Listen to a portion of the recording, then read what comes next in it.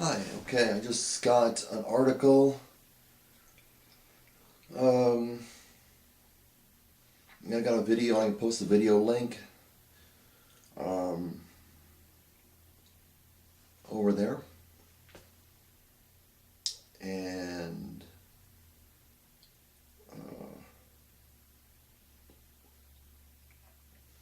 let's see.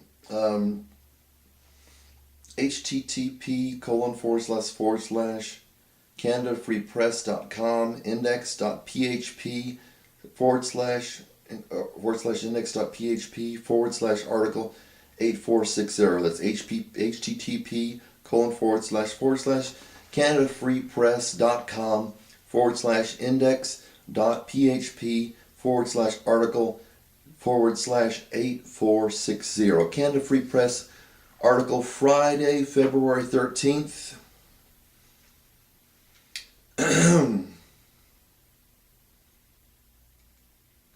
Tonight is Sunday, so that article was out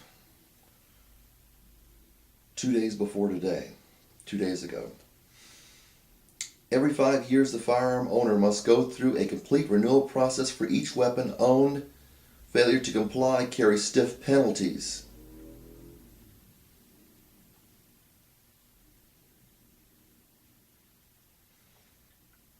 Including confiscation of the firearms and jail time, penalties as high as 10 years imprisonment in some cases, is part of the article. The bill, it's direct quote from the article, the bill also authorizes government searches without warrant, the creation of a federal bureaucracy to monitor firearm possession, etc.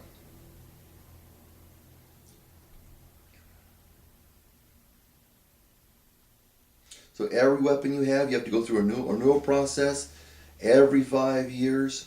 Failure to comply can lead to up to 10 years in prison, proposed by United States Congress.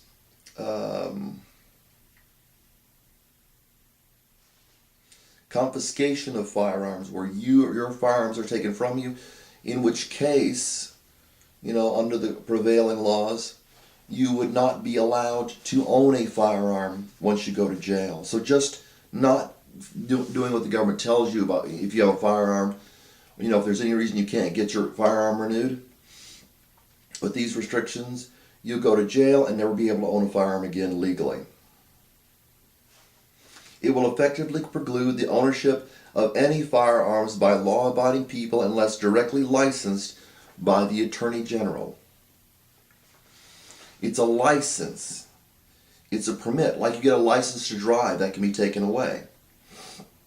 Your license to bear arms can now, in this proposal, be taken away.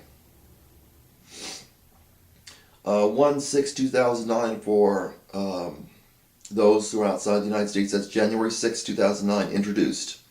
Blair Holt's Firearm Licensing and Record Sale Act of 2009 amends the Brady Handgun Violence Prevention Act to prohibit a person from possessing a firearm unless that person has been issued, the light's not good, a firearm license under this act. To prohibit a person from possessing a firearm unless that person has been issued a firearm license under this act, or a state system certified under this act.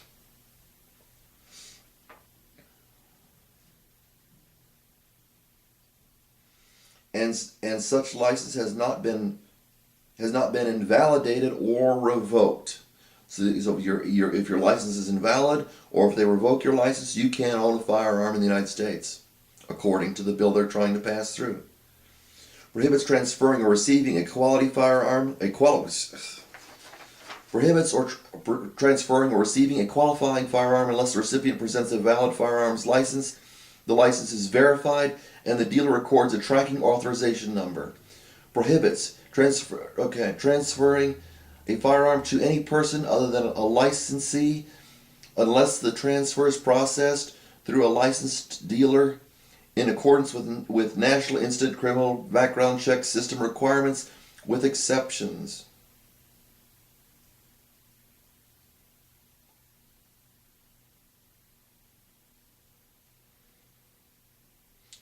So with exceptions. Licensed manufacturer or dealer from failing to comply. Licensed manufacturer or dealer from failing to comply with recording and record keeping requirements of this act.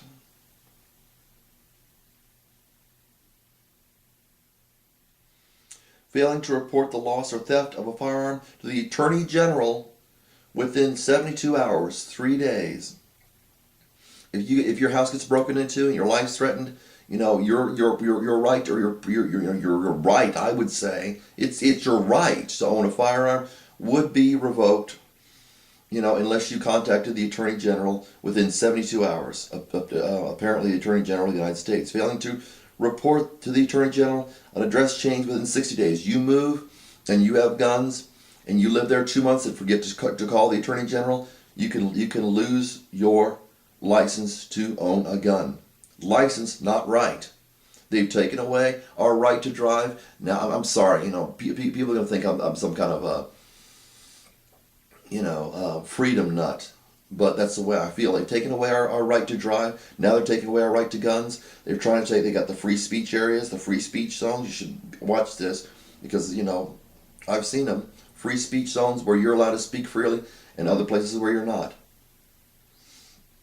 Keeping a loaded firearm. This is a prohibits. Keeping a loaded firearm or unloaded firearm and ammunition for the firearm knowingly or recklessly. Now we're determining what's reckless. Like driving recklessly, you go to jail. You go to jail for 8 years. Nowadays, that's new. Wasn't around when I was a kid. Or recklessly disregarding the risk that a child is capable of gaining access if a child uses a firearm and causes death or serious bodily injury. Prescribes criminal penalties for violations of firearm provisions covered by this act. Directs the Attorney General to establish and maintain a firearm injury information clearinghouse. So every injury with a firearm must be reported to the Attorney General. I'd like for them to make it a criminal penalty to print any money. If you want to follow the law, I want to make it a criminal penalty to prevent any money being coined that is not done by the government, which we don't have now. The government coins no money, and they have the law that states that's exactly the only people that are supposed to coin money. We've got private companies coining our dollar bills. Conduct continuing studies and investigations of firearm-related deaths. Directs the Attorney General. Prescribes criminal penalties. Okay.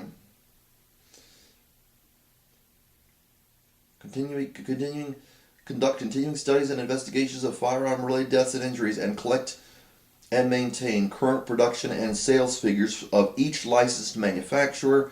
Authorizes the Attorney General to certify state firearm licensing or record of sales systems. More government intrusion. You better report to the Attorney General if this thing passes, or you might be arrested. Penalties as high as 10 years imprisonment in some cases.